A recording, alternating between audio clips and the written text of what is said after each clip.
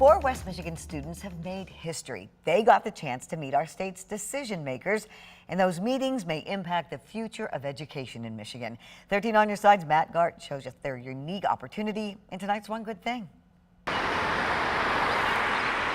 Coming here, it just feels like a second home. After-school programs are helping the leaders of tomorrow academically, socially, and creatively. We have math tutors, and sometimes we have an English tutor that comes in. And then we also do like life skills. Just ask the inaugural class of Michigan Afterschool Youth Ambassadors how much that out-of-school time means to them. And I've grown as a better leader.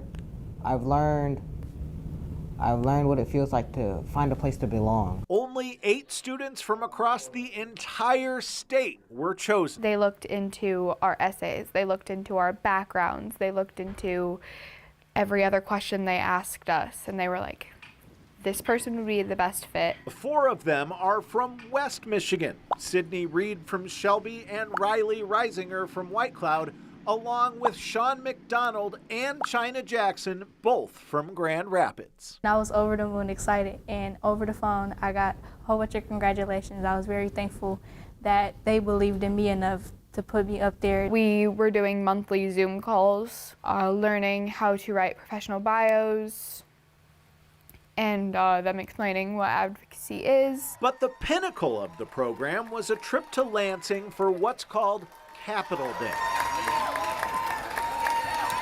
Ambassadors met face-to-face with the lawmakers who make decisions for their communities. Going into the office, you saw a lot of the stuff from like Hart and Shelby and Ludington, which is close by, like here.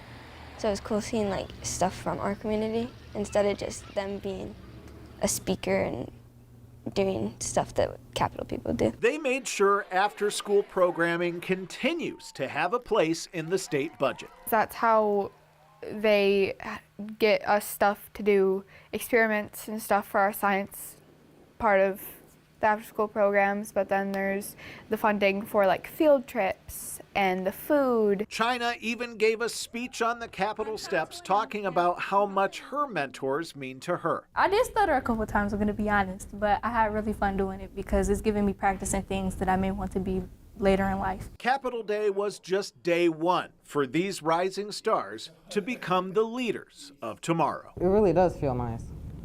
I feel like maybe even God chose me to be in that moment, be in the program so I can become a better person.